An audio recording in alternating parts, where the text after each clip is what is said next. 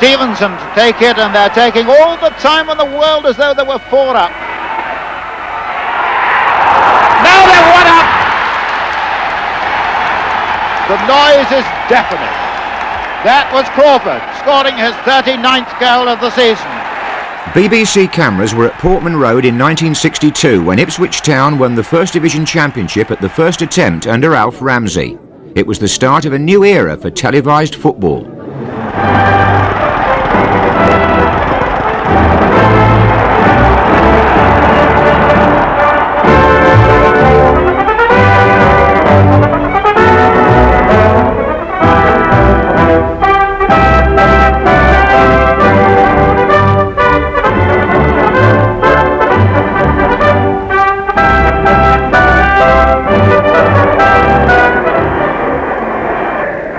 The match of the day today is between two teams that are looking for promotion to the First Division. Ipswich Town at home to Birmingham City. Ipswich 5th in the league table against Birmingham City, who are 3rd, 3 points above them.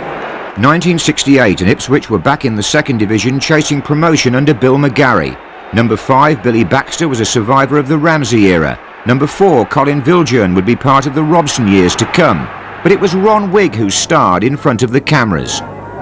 5 minutes in the second half gone. A Wiley for Birmingham. Birmingham beginning to assert themselves again. And again, Birmingham got no cover at the back if one man's beaten, and this is going to be dangerous. It's Wigg. And there it is.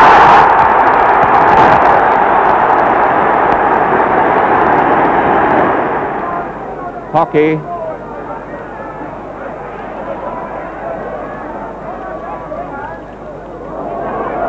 Oh, what a great goal! Bowden. Jeff Bowden just taking a chance on that. Baxter up for it. He wanted to Wigg. That victory helped Ipswich towards the Second Division Championship, but the following November Bill McGarry left to manage Wolves, and the Ipswich board had to find a successor. The man they chose was to guide the club through a generation of startling achievement. But when Bobby Robson arrived at Portman Road, 1 month short of his 36th birthday, he'd recently been sacked by Fulham. The early days were turbulent. Some older players resented him as he strove to keep the club in the First Division. But younger ones, like Mick Mills, his future captain, sensed they were destined for bigger things. Ambitious and articulate, a brilliant coach, Robson took 3 years to gather the staff he wanted. When his team matured off the back of a careful youth policy, Ipswich Town were poised not just to rub shoulders with the best, but to beat them. This is Morris taking his time.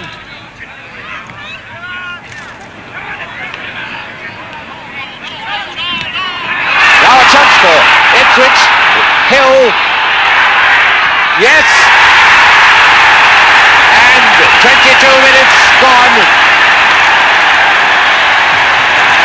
Perhaps the referee was as responsible as anyone for that goal, but Hill is the scorer. The great Gordon Banks was in goal when the cameras came to Portman Road in the early 70s. It's Morris's header. Collard up with Mahoney. Morris again. This is Hamilton. Belfit chasing. Oh, a chance for Belfit.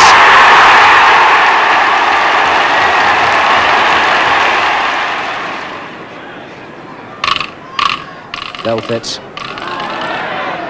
shielding the ball from Bloor and finding Mills. Hamilton.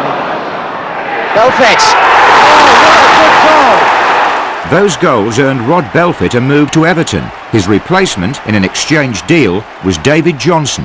Now it's Viljoen to Johnson.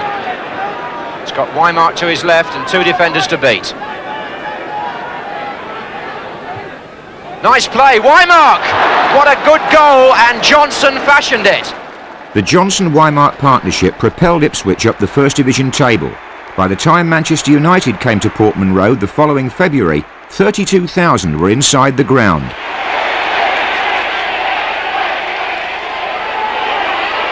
Johnson, Lambert, hooked away, Hamilton. Hamilton got it.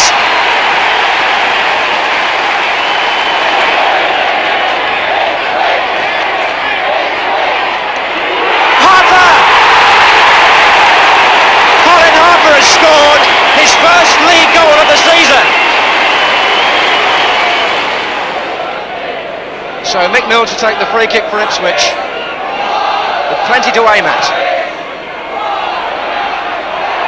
There's Hamilton. It's there! Ryan Hamilton struck in goal! Keeley.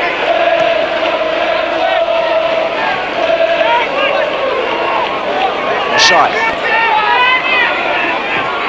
McDougall making a run. Beattie saw it. Still loose. McGarry. Good goal.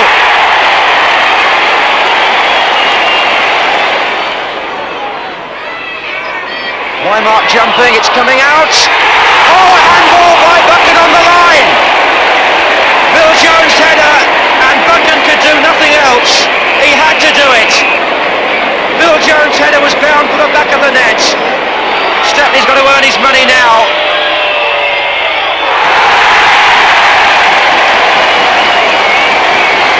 Colin Bill-Jones, the man his colleagues call ace. Left us in no doubt about that one. Ipswich finished 4th. The following season they beat Manchester United again, this time in the FA Cup at Old Trafford. Now it's Kevin Beattie, number 6. Kevin Beattie putting Ipswich ahead, 1-0 to Ipswich. The prodigious Beattie was part of a developing side whose cup run ended at Anfield. Waiting for the support, and there it is, Brian Hall. Callaghan. Callaghan streaking for the middle. Looking for Hall, it's a good one! Hall shot, it's there! Off the post.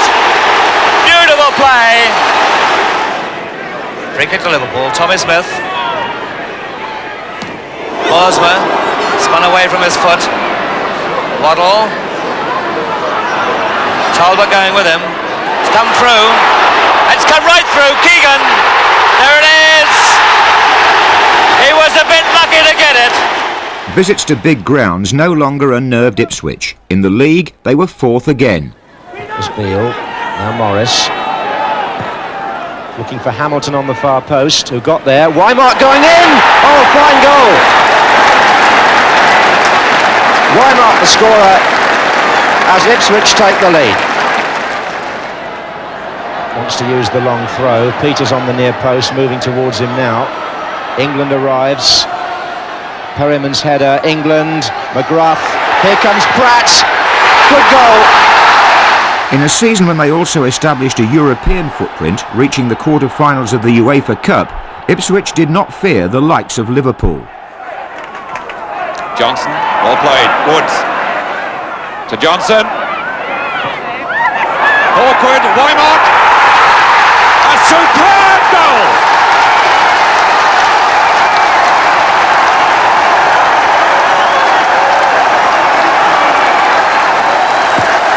The ball given to Johnson, floated across, and Wymark, with his 3rd chance of the match, really knocked that in the corner where even Clements couldn't get. 1-0 after 25 minutes. It's Tommy Smith with the kick. Pull back for Hughes. What a goal! They do not come better. The following season, 1974-75, was a memorable one in league and cup. Lambert again, and what about that? Yes! Lambert who made the run into the box. Noble and Nulty there. The challenge a little bit mistimed, and the referee having no doubts. And it's Brian Talbot is going to take it. Scored 3 goals last season, having come into the team against Burnley in February.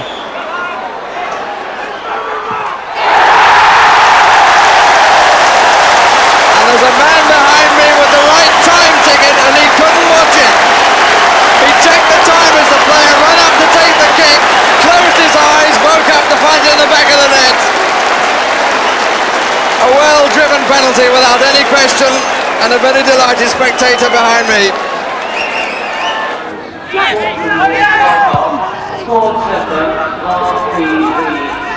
Brilliant. Lambert, Hamilton, Wymark. Robson's players were now attracting international attention. Wymark, Johnson, Beattie, Mills, Talbot and Viljoen all played for England. Brian Hamilton for Northern Ireland. And Beattie is there with Johnson. And it was knocked in by Hamilton.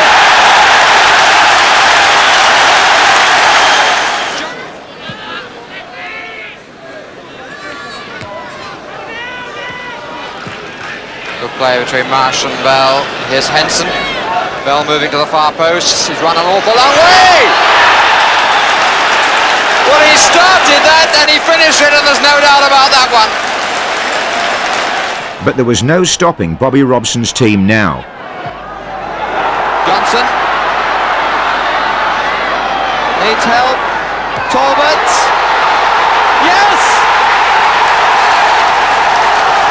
And Johnson getting behind Hughes was able to find it to Talbot, who ran an awful long way.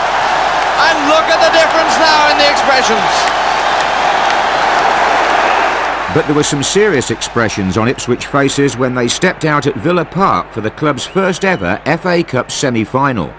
After winning a 4-match saga against Leeds in the 6th round, Town now faced West Ham.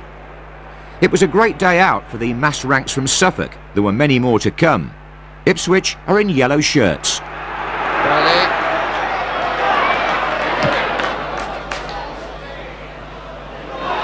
He tried to jump at his man then. Well up by Viljoen. And Beattie getting better all the time, as that showed. Talbot in the middle. Woods really has got to play this ball a bit earlier, but in comes Lambert. Osborne. He's playing up front, and here's Lambert. Have a go. And he wasn't very far away. Viljoen. No foul. Here's Brooking. But the final whistle, almost drowned by the crowd, has gone. Two teams and two sets of supporters keep their Wembley hopes for a little bit longer. A match in which so many people were doubtful before it because of injury, in the end rather killed by an injury to Kevin Beattie. It started so well, it promised so much, but in the end wasn't quite the game that these two teams could have made it. They'll have to try again at Stamford Bridge on Wednesday. But in the replay, two controversial decisions by referee Clive Thomas, both against Brian Hamilton, whose effort here was disallowed for an offside, further hampered an Ipswich team without the injured Alan Hunter. No sooner had their delight turned to dismay there than West Ham took the lead. A cross by Trevor Brooking, a header by Alan Taylor. One bit of luck, though, did go Ipswich's way. Just before half-time, Mick Lambert's corner was sliced into his own net by Billy Jennings, making it 1-1 at half-time. But in the second half, West Ham booked their Wembley ticket when 17-year-old John Wark's headed clearance was dispatched by Taylor past Laurie Civil. Heartbreak for Ipswich, whose season ended with a rematch against the Hammers. Ipswich greeted with tremendous applause. A tribute by the supporters to their team, who in spite of not having a trophy on the mantelpiece have had a tremendous season. And the team in turn thanking their supporters for all the help that they've given during the course of the season. And really, those supporters have come alive this season.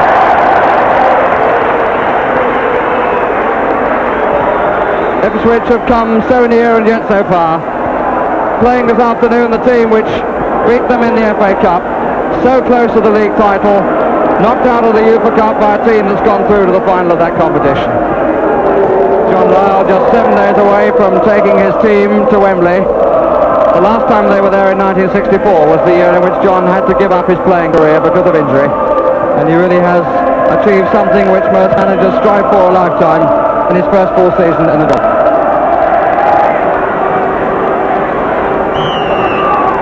Talbot.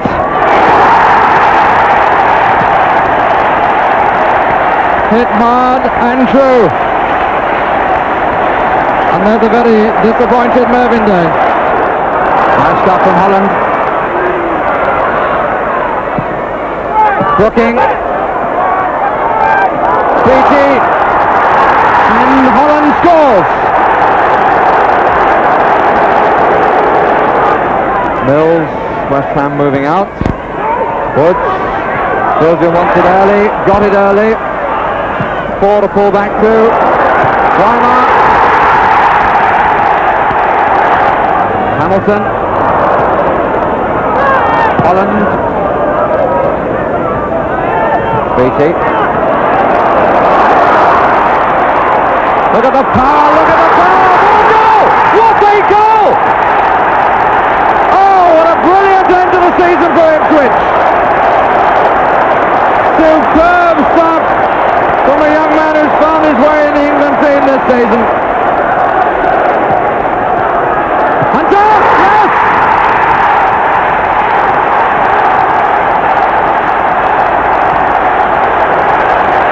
The sting in the tail with a vengeance. Well, quite a finish to the season for Ipswich Town, ending on a really high note with a performance that indicates the best is still to come from that young team. The loyal Ipswich fans stayed on to cheer for their team and manager Bobby Robson long after the final whistle, and when all the celebrations died away, Barry Davies asked Bobby Robson whether today's result hadn't made him think about what might have been in the Cup semi-final with West Ham. Well, I wish we had saved one of the goals we scored today for the first match of the semi-final at Villa Park. That's true. It was ironical, isn't it? But there it is.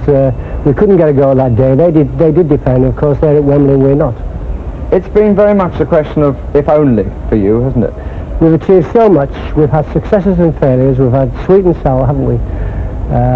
We've had joy and we've had despair. But if we are patient and we work again next year and graft, perhaps it will come our way. One thing you definitely have found this season is a crowd.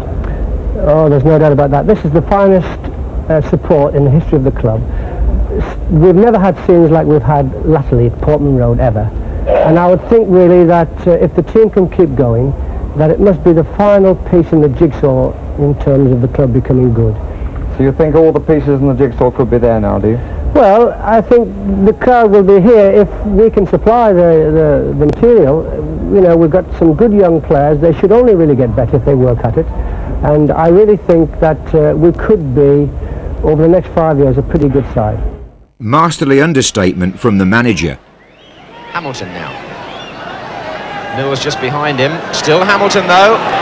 It's a fine run this, and a fine goal too. Brian Hamilton the scorer.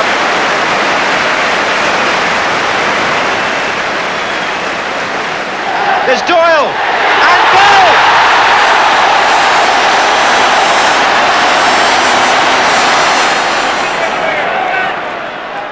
Turner's Wymark, 5 Hunter.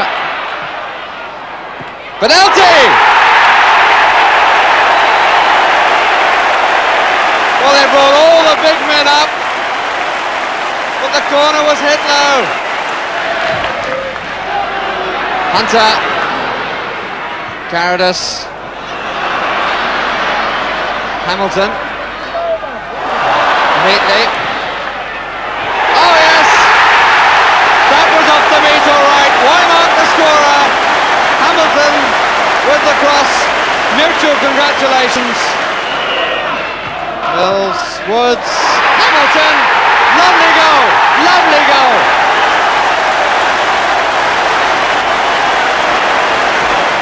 Still the pattern in the second half like the first. No clear-cut chances. Wymark's header this time. And his turn in two. It's going to Lambert!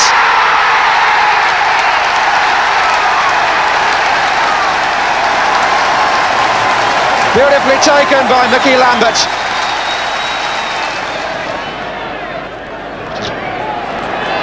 Wymark had pulled out for it. That was Padelti!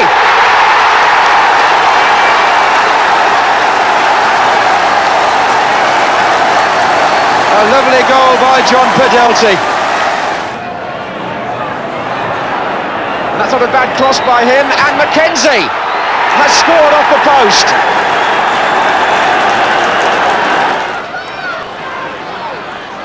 Birdie square of him, so is Austin. Coleman lost control of it. Here's Austin. Lambert! And Mick Lambert, the goal scorer. Derbyshire. Padden. Not prepared to have a go with the right. The flag is up, and a spot kick it is. Might have thought for a moment of having a shot with his right. Turned the other way. And a chance for Tommy Taylor to make it 1-1 after Padden had been brought down.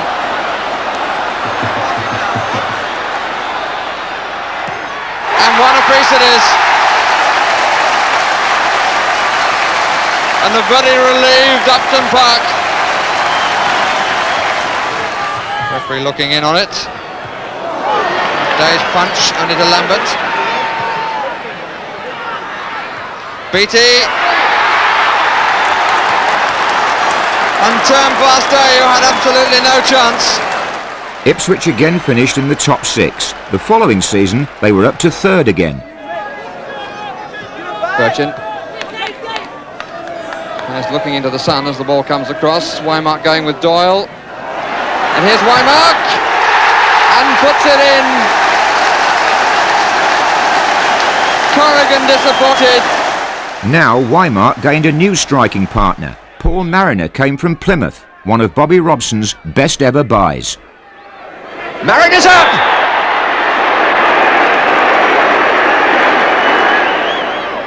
But Mariner may get a flick here, and Woods is completely free on the left. Wark is coming hard inside, Mariner is on the far post, it's going to come to Talbot for the shot, and it's a beauty! One of Town's most complete performances on Match of the Day came at Highbury. The cameras exposed the demolition of Arsenal. Stapleton caught in possession. Here's Wymark. It might be on for Talbot. It was. And nobody on the Ipswich side deserves to score more than Brian Talbot. There's a commitment and an urgency about Ipswich now which reflects the position they find themselves in. 2 valuable points there for the taking with the game balanced as it is at the moment. And there goes Birchin onto the flick from Mariner.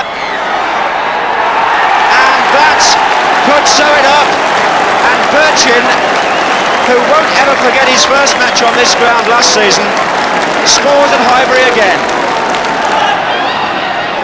And you can almost see the confidence draining out of Arsenal and being pumped into Ipswich. Here's Talbot. Oh, penalty, is it? Yes, had to be. Brought down by Young. And it now looks as if it might become a question of how many Ipswich score. Brian Talbot having a marvellous match, taking on his man inside the area. A blatant trip, and the referee making the simple and correct decision. John Wark is the new Ipswich penalty taker.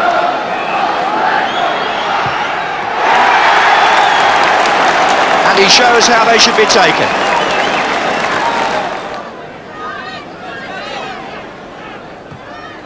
Oh, Brady did well there. Very well. Went down. Osborne was the player who impeded him, and a penalty has been given. Not quite so clear-cut as the Ipswich one, I might say, because Brady seemed to delay the action as he went over Osborne's foot. Fell somewhat apologetically, but if there was contact and the referee says there was, then a penalty it is. So, some salvation perhaps for Arsenal and Malcolm McDonald. Woods is saying which side it's going to go. And McDonald just hammers it in. At least there's one defiant gesture from Arsenal on the afternoon.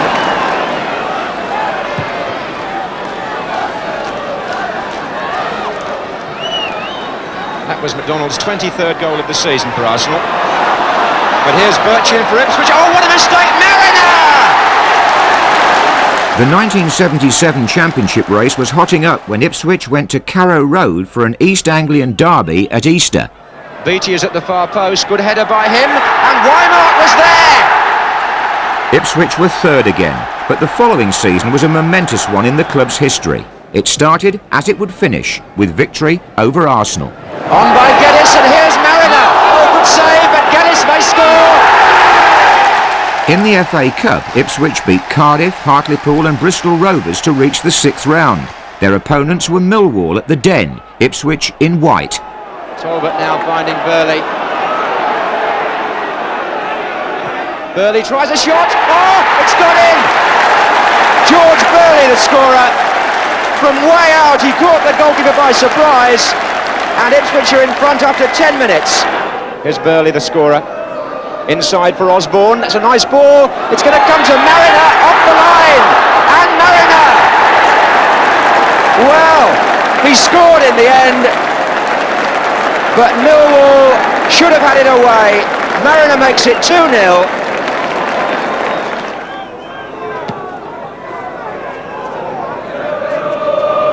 Oh, Mariner round Kitchener nicely. Here's Turner.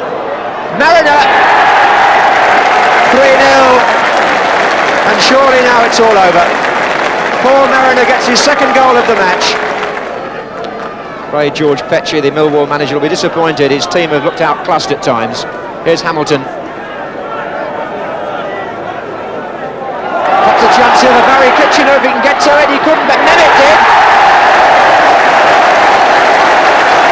The substitute gets one back.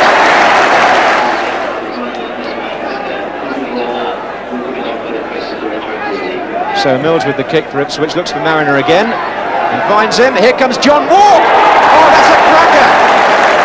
That's the best goal of the match. And the scorer is John Wark. Mills. Turner up. Talbot got away in there. And Talbot has scored. He made it look very easy. Almost lazily swung the left foot.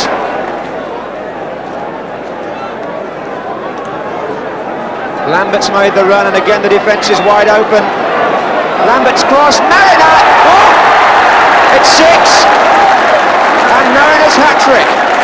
The semi-final against West Bromwich Albion was at Highbury. What a day it proved to be for Ipswich. And it's Mills with the kick. Mariner with freedom. I think he was a bit surprised. Woods. Mills breaking, unmarked. Number 4 was the scorer, Brian Talbot.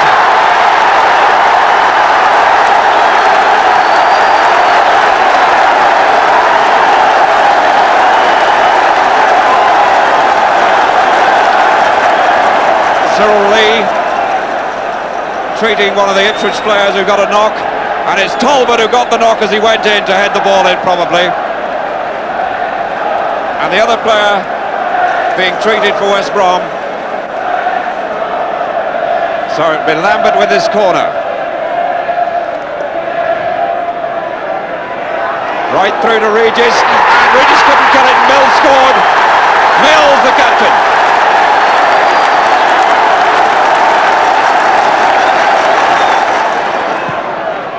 Back in the danger area.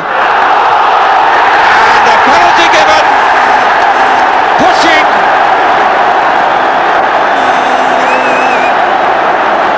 Penalty to be taken by Tony Brown. He's scored 8 already this season, but this the most important of the lot. 2-1.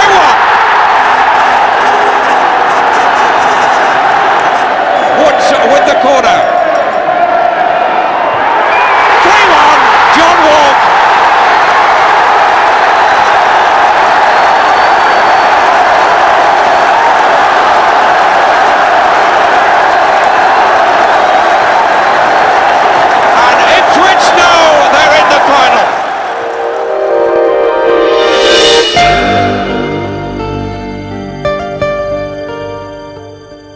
These players made Ipswich Town history. Paul Cooper in goal. George Burley, the Scottish international, at right back. Captain Mick Mills with his record 741 appearances. Roger Osborne, his great moment just ahead of him. Alan Hunter, a great character and competitor. Kevin Beattie, will they see his like again? Brian Talbot, who never stopped running in midfield. John Wark, who had 3 spells with the club. Paul Mariner, at the time the best centre-forward in England. David Geddes, who replaced the injured Wymark at Wembley. Clive Woods, tricky and unpredictable on the wing. And Mick Lambert, substitute at Wembley in his testimonial year. Wembley on May the 6th, 1978, gave Ipswich Town's fans, manager and players the memory of a lifetime.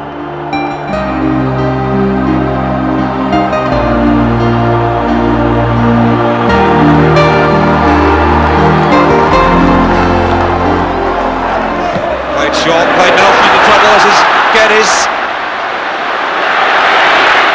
Young just missed again. And Clive Woods.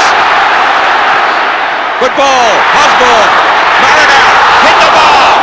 And the goal was gaping. This is Mick Mills, the Ipswich captain. Wark. Seen much of him so far. The 10, Geddes, only 19. Tremendous try by the youngster. Past O'Leary, this is Mariner, no foul given. He's beaten Young. Wark! And Mariner wide. Ipswich hit the post, and then so wide. Kicks left-footed, throws left-handed. Young.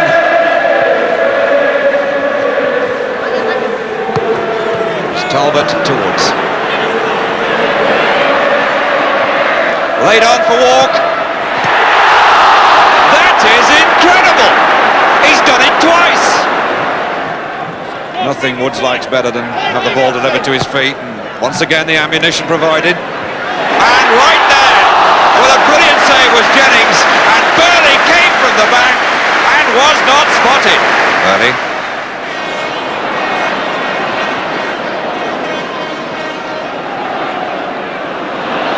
Geddes. Taking on the defender and winning. Osborne 1-0.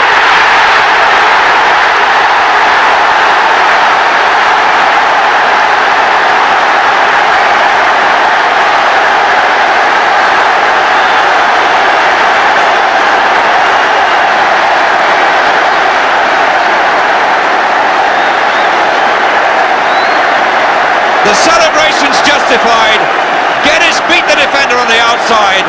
Willie Young couldn't do anything else with it except to turn it back. And Osborne, this member of a family of 12 who've come in a special bus to watch the match, puts it away. Osborne, one of the unsung midfield heroes in football, one of the workmen of the game, puts his name on the Wembley score sheet, and Ipswich go in front with 13 minutes left. Roger Osborne the scorer.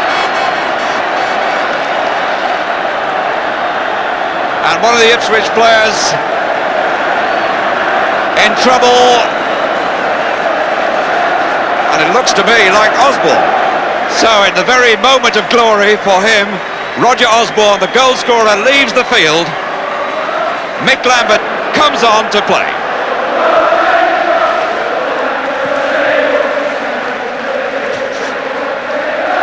Sunderland, MacDonald on the left foot.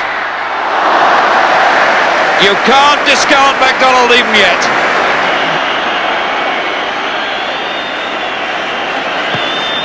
Derek Nepal has got 2 watches out there. They say time, and Ipswich win the cup for the first time in their history. A moment to treasure for Bobby Robson and the East Anglian fans, and they thoroughly deserve it.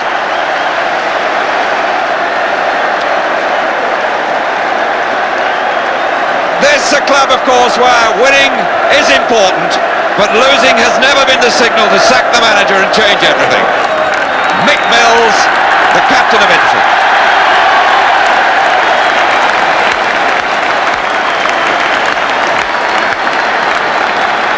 The blue and white ribbons decorate the cup.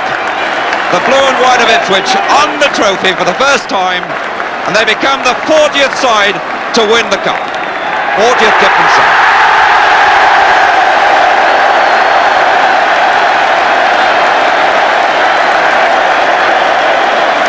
Behind him, Clive Woods, such a contributor to the win. Then Kevin Beattie, no sign of injury at all, who hasn't played since the semi-final. Paul Cooper, so commanding in goal. Young George Burley, stylish at fullback. Paul Mariner, grafting away up front. John Wark in the midfield. Brian Talbot, the real powerhouse. Lambert, the substitute. David Geddes, who produced the winning cross. The goal scorer, Roger Osborne, one of a family of 12. And Alan Hunter in his usual place at the back, who is so doubtful about playing. Bobby Robson quietly leaving the arena.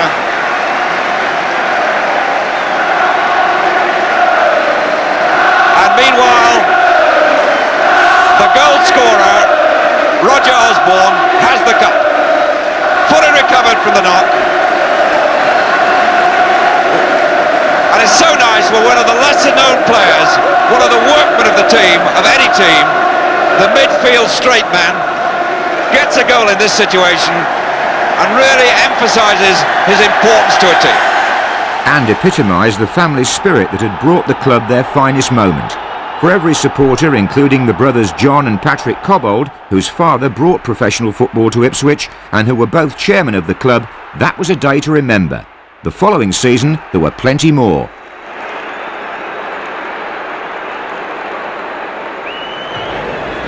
It's ballooned high, and Beattie got to it, and Gates! At last they've opened for him. He's been knocking on them for so long, and finally he's got it in. As Mills takes this free kick, we move into the last quarter of an hour of the match. Mariner still full of go, wants it. And it runs to Talbot, who hit the post and it went in. Hit both posts, in fact. He really thundered that. Hit the inside of one post, the inside of the far post, and was in. Here's Kidd. And having said that, it's been an end-to-end match. And that's a fine effort and a brilliant goal by Asa Hartford. Beautifully done. The scene at Portman Road shifted somewhat after the cup final. Alan Hunter appeared only rarely. Roger Osborne and Mick Lambert left the stage. New names appeared on the team sheet. Russell Osman and Terry Butcher formed a new defensive backbone. Eric Gates was busy and brave in attack. And the arrival of number 8 Arnold Muhren was, as we shall see, of profound significance. Number 4 Brian Talbot played his last game for Ipswich at home to Chelsea. Oh, and, well, that was very well taken indeed, and he came in there. Osman came in there completely by surprise.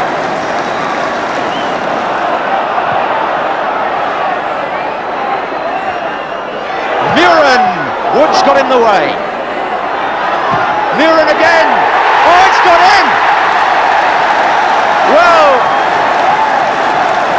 Muhren will get the credit, I suppose, but there was a deflection off a defender there. Ipswich running the midfield at the moment. It's Wark again. Oh, he's looking for Woods on the far side. Burley. Up they go again. It's going to come to Wark. Oh, I say a beauty. John Wark cracked it home. Here's Mariner for Ipswich. Gates. Woods let it run. It was nicely done to Muhren, and it's gone in again. Arnold Muhren gets his second, and it's 4-0, and poor John Phillips looks back on a shot which seemed to go inside the near post. Oh, what a poor throw, and that's put Aylott in possession, and there goes Tommy Langley, and he's made keeper pay for that.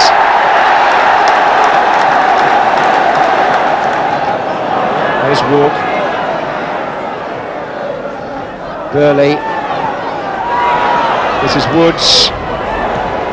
Straight down to Mariner. Oh! Mariner makes it look so simple. Mariner's new partner in attack was the exciting Alan Brazil. Mariner's got options to his right. Burley again. Brazil.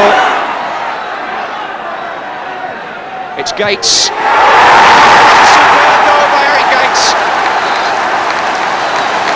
A lovely strike after 12 minutes, and Ipswich deserve their lead. Brazil, Burley. This is good build-up again. Ipswich are playing some crisp football. Brazil's in there once more. It's John Wark. Brazil. Fine run. Brilliant run by Brazil. And Brazil makes it 3. A glorious goal. At the start of the 80s, the Match of the Day cameras came up with something unusual at Portman Road, or rather, Paul Cooper did. Chase and McFarlane, Bailey and Beattie together, and it almost fell, and the referee has pointed at the penalty spot. Well, Beattie shakes his head. Beattie and Bailey went together. The ball seemed to hit Beattie, I thought, on the seat of his pants, came out to Bailey, who put a foot in, and the referee saw an infringement which he felt justified the penalty. It will be Barry Powell in the end to take the kick. Cooper poised on his line. He's had a very good record this season of saving penalties. And leading to his left and goes and saves it again. And again he gets the applause for a brilliant penalty save and is entitled to his smile.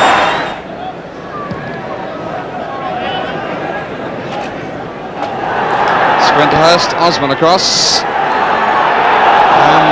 Flag for handball, and the penalty will be given. It's already been put on the spot. There was certainly a moment then when a hand went on the ball, and it belonged to Russell Osman, and Derby have a second chance on the penalty spot, and this time Jerry Daly is going to take it. Oh, he's done it again!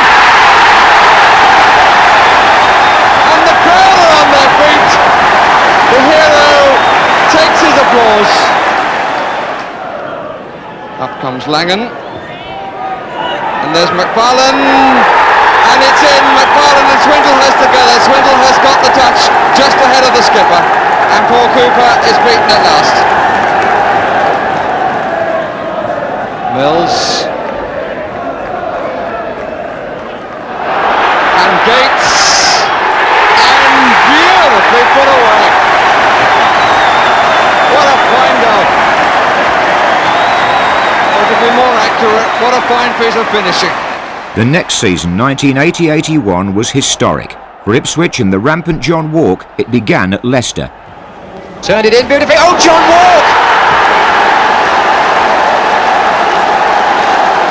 John Wark got his head to it and puts Ipswich in front. Ipswich, unbeaten in their first 14 games, set a furious pace in the title race. Mariner, Burley, Gates, still in play, Brazil, 1-0, and they've got in front after being in defence for most of the match. Thijssen's persistence played, he's found Muhren, now Gates, Mariner to number 4, Thijssen. He carved his way through, and finally was tucked away by Mariner. Well, that was quite remarkable. Frans Thijssen, who'd followed Arnold Muhren from Holland, was now a key component in the Ipswich makeup. Away by Johnson only as far as Thijssen! Oh, it's there! Simmers. Cohen. Oh, the linesman's flagged for a foul by Thijssen, and the referee has given a penalty. Now, Thijssen, the man who scored the goal, has been penalised, and a penalty has been given to Liverpool for the tackle on Dalglish. Oh, he went the right way, but it's still gone in. Scott seemingly struggling a bit then. And here's Mills. Osborne behind him. It's a bit short, but Osborne gets it over. And up comes McCall. And here's Gates, and makes it play.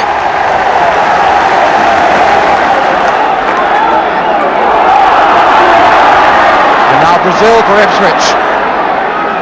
Only Mariner forwards. Oh, and turned in by Tommy Williams. Rushing back, aware that Mariner was behind him. On by Mariner, and Davray puts it away cleanly. What a really fine strike that gave Mark Wellington no chance at all. Bobby Robson's team were chasing 3 trophies. In the FA Cup third round, they met Championship rivals Aston Villa. Well, you can feel the tension, but you can see the quality of football.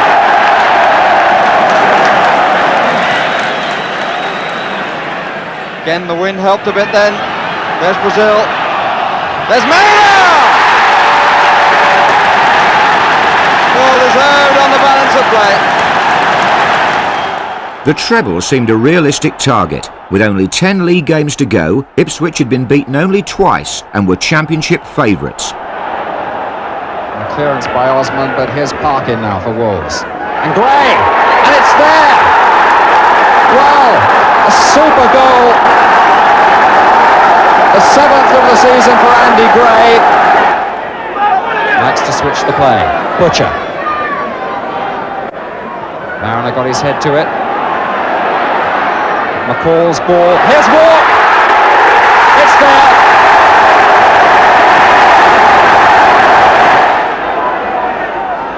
Good play.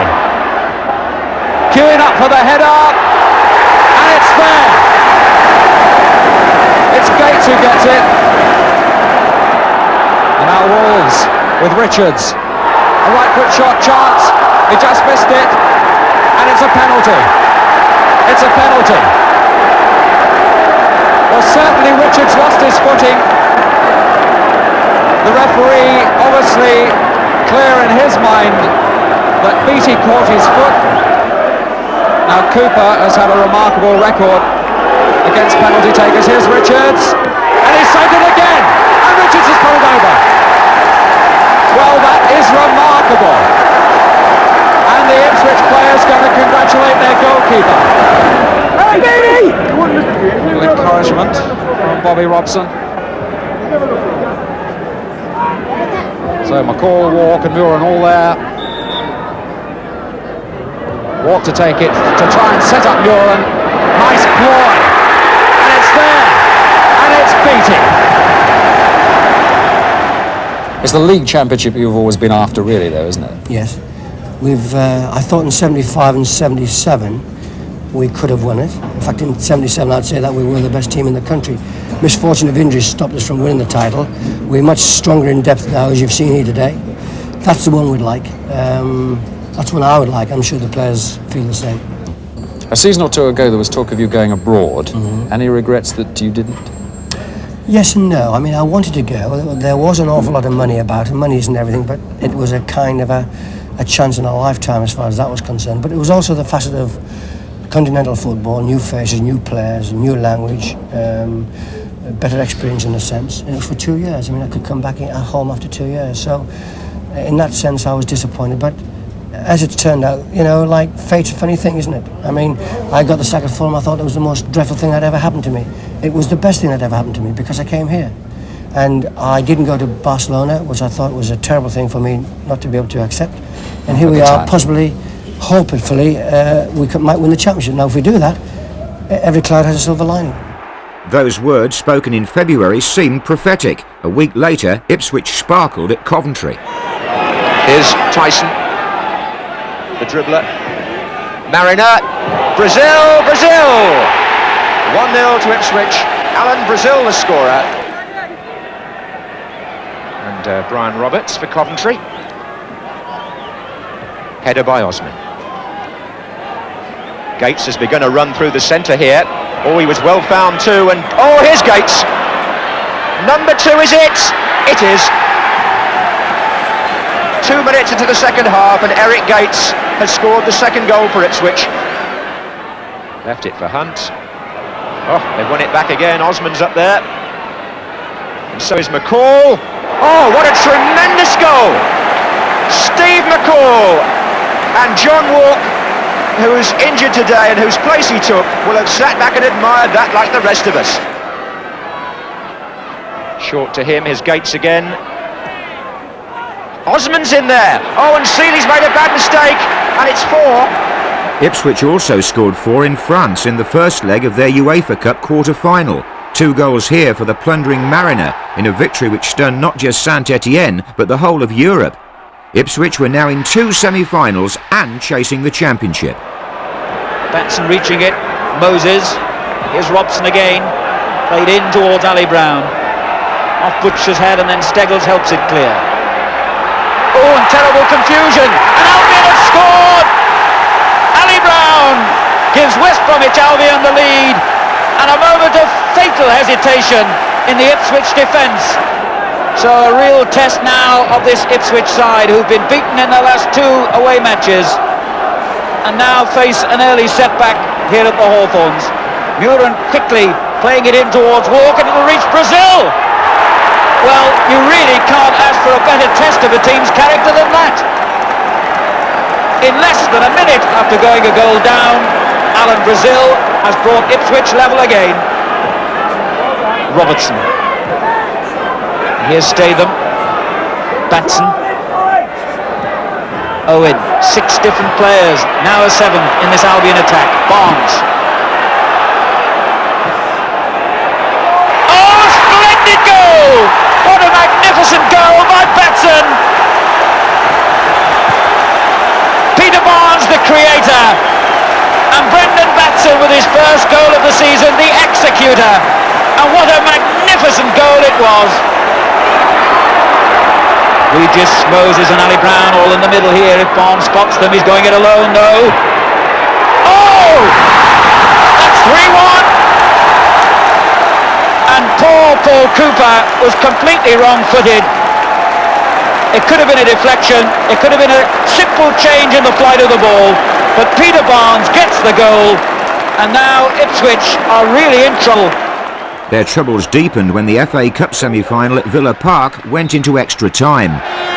Power! Oh, I say, what a goal! That setback, together with 4 defeats in 5 league games, ripped the treble bid apart. Ipswich had gambled on the fitness of Kevin Beattie, who was led off with a broken arm, a symbol of a career blighted by misfortune. His luck and that of his team had taken a wrong turning, but the signpost to Europe was still clear. Ipswich took a 1-0 lead into the second leg of their UEFA semi-final. Ipswich have pushed Butcher forward on the far side.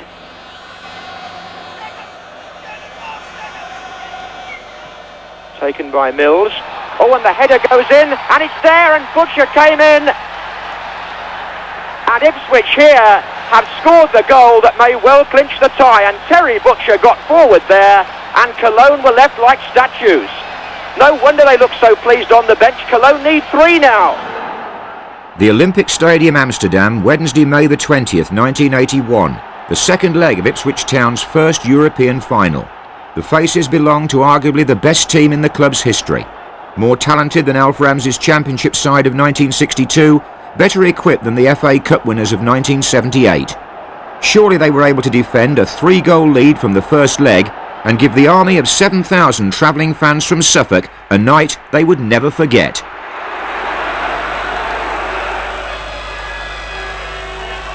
Away by Arndt. Thijssen! Oh, what a start for Ipswich! They scored! And the Dutchman, Frans Thijssen, puts Ipswich in a tremendous position here. This is Jonker, number 9. Methot. Number 5, Hovenkamp. Plays it in for Johnny Methot, a great run by the sweeper. Cooper made him delay, he's turned it back, and there's a goal! Beltsel pulling right this time, finding Petters. Johnny Methot!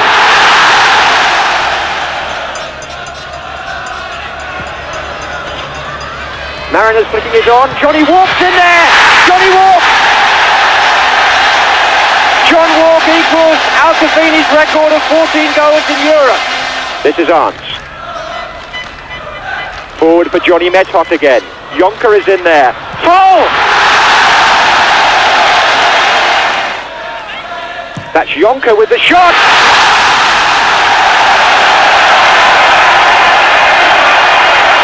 What a terrific drive!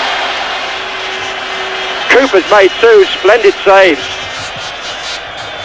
The flag is up for offside against Brazil, and Ipswich win the UEFA Cup on an aggregate of 5 goals to 4. After a thrilling second leg here, which AZ won on the night 4-2. Fans from Suffolk are able now to celebrate at the end of this dramatic season for their club. Mick Mills has just played his 667th senior match for Ipswich Town, and his reward for that unstinting service is the UEFA Cup. The reward for his team's enduring efforts this season. They chased 3 trophies, they missed out on 2, but they finished up with 1. What a fantastic match, Bob. John, I'm exhausted. I mean, I've kicked every ball and I've headed twice as many as everybody else, and I'm so pleased it's over, and I'm thrilled for everybody. I'm thrilled for everybody connected with Ipswich Town Football Club, because we've had a good season, and this, well, it just puts a little bit of icing on the cake for us. You couldn't have expected a game like that, though, surely? Well, I knew, John, that they would throw everything at us and throw absolute caution to the wind, and would attack with as many players as they possibly could. And they did. You know, they only left 2 at the back, Marking Mariner and Brazil, which in a sense was good for us, because we were 1 against 1 all the time in their half of the field. But because they threw so many people forward, they had a lot of the ball, chipped a lot of good balls in, crossed good balls, got little touches here, there and everywhere, always kind of having to defend well, and we're always on a knife edge. But we played well enough to get the 2 goals, which obviously has helped to win us the match. And on the 2 matches, and that's what it's about, we've won 5-4, and that's all I'm interested in. How fitting that 2 Dutchmen should play a leading part. Frans Thijssen and Arnold Muhren had proved masterful signings. Muhren breaking for Ipswich here with Thijssen. Lovely play by Thijssen. Look at that. That's superb, and he's going to set somebody up here. It was Muhren! And the 2 Dutchmen have provided a tremendous moment here. The Dutch masters painted on a broad Suffolk canvas a vision of football which brought a fresh dimension to Ipswich's style of play. Thijssen was the dribbler, his moustache in keeping with the old-style craftsman who put his foot on the ball and mesmerised opponents. In the hurly-burly of the modern game, Frans was an artist. As for Muhren, his left foot was like a velvet glove. His cultured passing set him apart. In 1982, Ipswich fans hoped the Muhren-Thijssen connection would deliver that elusive championship. The 2 Dutchmen combining again here. Muhren looking up to see Alan Brazil going through. And a fine ball to him by Muhren, and Brazil is in here and he scores. So simple. Alan Brazil, the scorer. Buchan, that's one for Stapleton to chase. And he got there, and he scored! His first goal in the league for Manchester United, Frank Stapleton.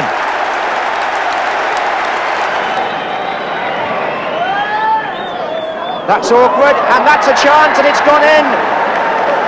And Johnny Wark is the scorer, having just been deprived of a goal by Lou McGarry. He scores from the resulting corner. Robson's record signing cost £200,000. Wark leaving it for O'Callaghan. Beating Hibbett. Beating Palmer. Oh, I say, what a finish! And Kevin O'Callaghan scores his first ever goal for Ipswich Town in the Football League. Or indeed in any first team competitive match. And how about that for a way to open your account for a club? Muren's corner then. Butcher's header again. What a superb goal. And once again, John Wark's ability to arrive in situations like that has paid off. A superb goal, his 12th of the season. Promising looking counter-attack led by Brazil. But he's had to hold up and wait for support. Oh, and then he's given it straight to Hateley. Hunt's on his left. This is Hunt.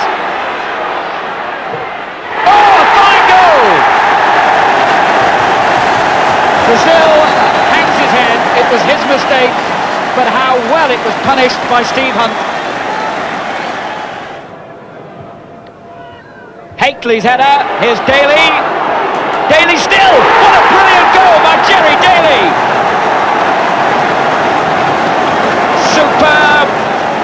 Hakely lifts his fist high, the crowd lift theirs as well, and well might they celebrate. Brazil turning. Gillespie still with him though. Oh, that's fine skill by Brazil. A dangerous cross as well. Still Brazil. Thomas it was who got it clear, but here's Gates. And now Muhren. Fine goal by the Dutchman. And Ipswich Town's persistence pays off. 81 minutes gone, and Arnold Muhren finds the corner of the net. Early to Mills. A lot of players in the middle for him. Gates! Great save! Mariner gets the rebound in, and it's 3-2 again. So unlucky though, Blythe. Gates. Brazil want to get play forward. Oh, and it's broken for him off Gillespie. Has he the calmness to control it? He has indeed. A superb goal by Alan Brazil. 3 minutes to go, and that surely has clinched it for Ipswich Town. Blythe angry, and it was Gillespie's mistake which led to the goal. Come May, Ipswich were tilting at the title again. Muhren into Gates. Past the keeper and out by Baxter. Lovely delicate move from the free kick. Muhren chipped Gates in. Platt came past the goalkeeper. Baxter covering well. Those two Ipswich players combining so well from the free kick. Gates on the ball now. Oh, and Brazil did well to reach that. There's Wark! Oh, what a goal! John Wark, but Alan Brazil made it.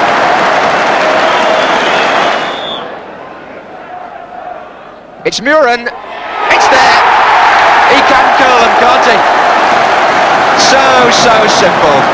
But if you want to call it a continental goal, Muhren won't mind. Otto. That's Thomas. That's a good effort. That's a splendid goal. Dave Thomas struck a beauty. Inside again, Mills. And they've got four waiting for Muren's cross. And that's Wark. And that's Baxter. And that's Gates. And that is Brazil, who says thank you very much. And the crowd are relieved. Bobby Robson piloted Ipswich Town through a dream decade. In those 10 years, they only once finished outside the top six, and that was the year they won the FA Cup. The only disappointment was that they finished runners-up in his last two seasons and not as champions. Robson now went to manage England, but he left a lasting legacy at Portman Road. There was early joy for his successor, Bobby Ferguson. And it's O'Callaghan. Sammy Lee chasing him back, and he's beaten it. And they've got three in the centre of Ipswich. And Dubray is there! But the team was changing. Arnold Muhren had gone to Manchester United. Mick Mills left for Southampton. Alan Brazil joined Spurs. It was an almost impossible act to follow. Line with the far post as we look, the near post from the kicker's viewpoint. Osman there as well. Oh! And nicely taken by Paul Mariner, who ends a spell of 10 games without a goal before today. It's all rather static. Now Wark goes. Not a good return from Mariner. Here's Burley. Mariner! Oh, that's a breach! That's a great header.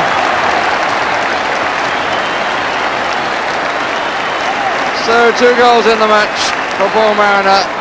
Ipswich slipped down the table, while Liverpool were still champions. Mariner's touch and O'Callaghan following his own run forward, and Wark is through. And Johnny Wark.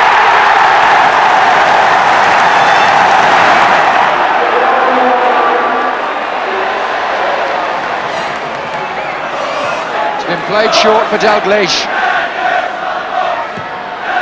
He's got it! That's the goal that Kenny Dalglish wanted. He's made history. And so too, at Ipswich's expense, did Shrewsbury Town in the FA Cup. Pearson really making it hard for him, and robs Wark. Forward for Stevens. Osman did well to get a foot in. And here's Hackett. Tried the shot. Oh, a magnificent goal! Gary Hackett in the 72nd minute gives Shrewsbury a lead they deserve.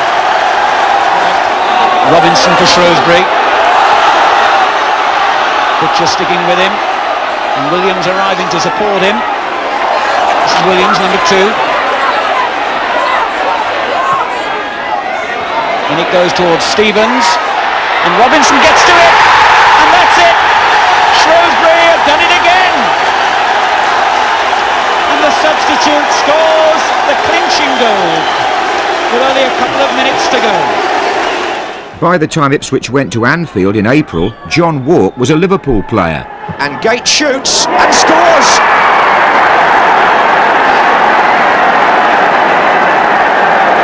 19 minutes gone and Ipswich Town take the lead on a ground where they've never won. Wark is waiting behind the penalty spot to run in. It's been played short again to Lee. It's come back to Phil Neal to drive. And Kennedy might hit one. And what a goal! Whelan's come this side as well now. And Neal. And Lee. Wark's made his run near post. And it ran on. And oh, Ian Rush has equalled Roger Hunt's record. Now Yallop.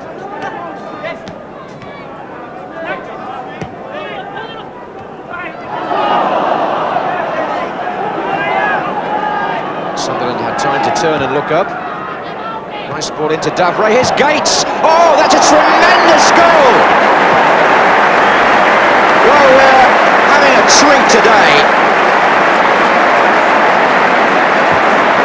Eric Gates gets his second of the match. No wonder he looks so pleased. In 1984-85, Ipswich escaped relegation by 1 point. This was one of their days. Butcher got there, and Sunderland! What a fine goal. Gates himself tries and succeeds via a defender. I think it was Robertson, ironically, and Ipswich make it 2-0. There were 2 long cup runs that season. In the Milk Cup, the East Anglian rivals met in the semi-final, the first leg at Portman Road.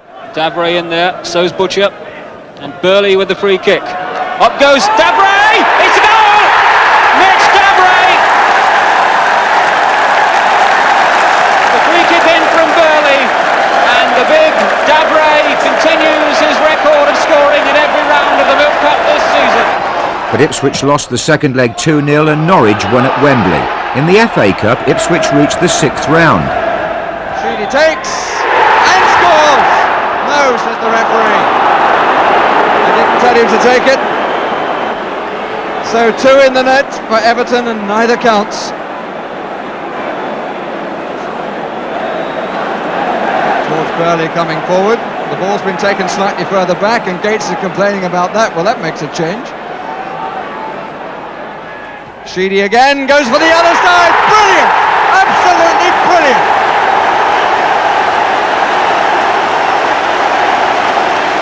Not unearthly for Paul Cooper. But what a lesson in taking free kicks by Kevin Sheedy. Zondervan. Sheedy getting back to force a change of direction. But here's Wilson. That's a good shot! And it goes through Neville Southall, who up till now has been a spectator.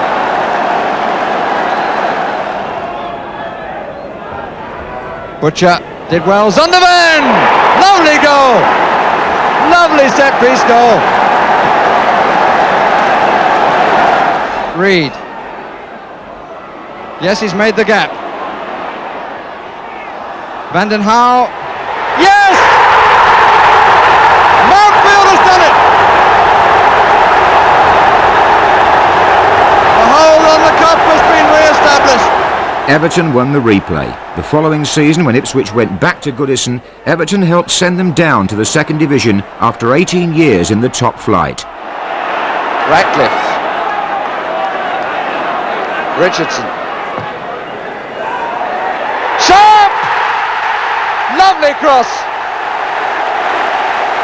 And met by a header which gave Cooper no chance. That sad day was followed by 6 seasons of second division football at Portman Road. When Ipswich failed in the playoffs at the end of their first year down, Bobby Ferguson's contract was not renewed. When Manchester United ran out in front of the Match of the Day cameras for a live FA Cup tie at Ipswich, Town were in their first season under the management of Scotsman John Duncan. His efforts went unrewarded and he didn't have the best of luck. And Muhren, oh, an own goal! Did that go in off Davray? I think that went in off Mick Davray. Humes comes in, and tucked in. David Lowe was on the end of it, was he? Muhren waiting. Anderson in with the goalkeeper, and it's a goal! John Horwath was confused by Bill Anderson. In 1990, John Lyle took over with Mick McGiven. In their second season, they staged a promotion bid and a thrilling FA Cup tie with Liverpool. And this is Marsh. Houghton. Mark writes. Walters. In it goes again. It's going to come to Ray Houghton. And what a good time it was to score. Ray Houghton has put Liverpool in front in the 47th minute. Wark has got Ipswich on their way again. This is Whitton. Whipped in.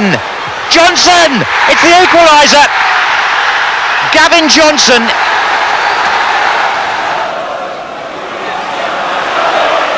This is Jason Dazelle.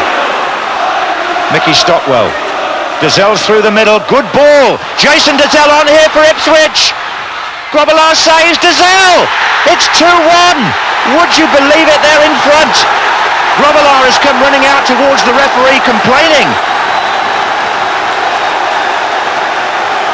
But Ipswich have scored and Jason Dazelle is the man who has put them in front in this topsy-turvy cup tie. It's Mulby! Oh, belter! An absolute belter from Jan Mulby. It's 2-2.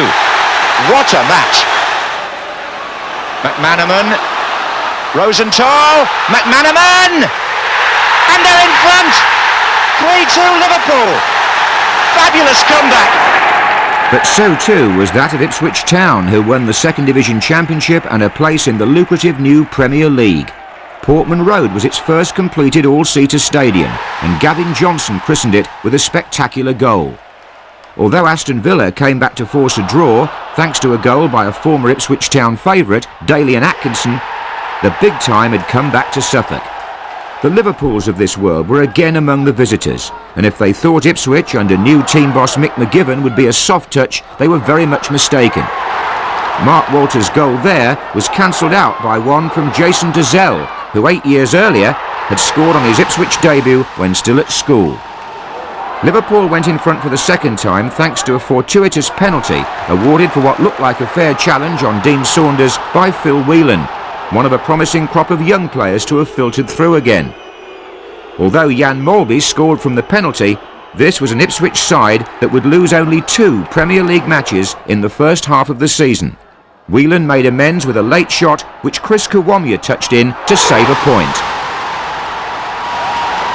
After Liverpool came champions Leeds. A capacity crowd of over 21,000 and the Match of the Day cameras produced an occasion that was a throwback to 10 years earlier.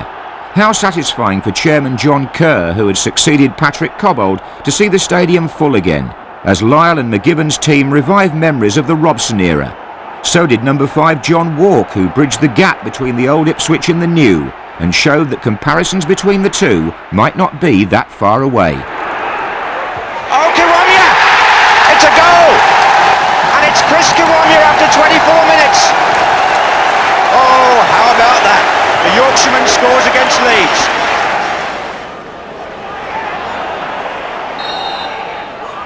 That's Wark. It's in! It's the veteran, Johnny Wark. Still Goddard. He picked out Wark. And Kiwomya! Oh, it's gone wide. Goddard, was it over the line? Penalty, was it? Or was it over the line? Penalty. Penalty, Goddard brought down. First of all, Kiwomya threatened to score. The ball was going wide of the post. Was it over the line for a goal kick? The referee clearly said play on, and Goddard was bundled over, and now John Wark has a chance to score his second and Ipswich's third. What a dramatic first half here at Portman Road. It's 3-0.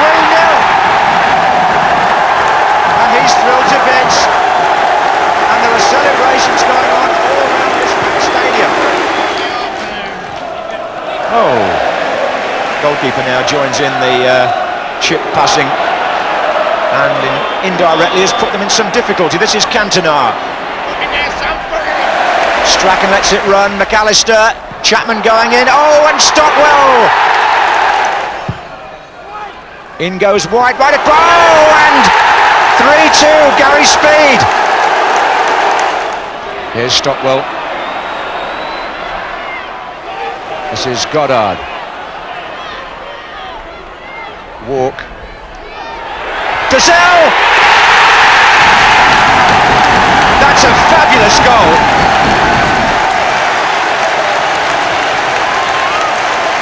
Ipswich have gone 4-2 up, and Gazelle went to the corner flag there for a private celebration, but it's being shared all round the ground now. John Wark hooks the ball in long. It's too long for Kiwomya, but what about that? He's come in behind the defender. It's a lovely cross from the experienced man on one side of the pitch, but Gazelle flies through and puts that right in the corner.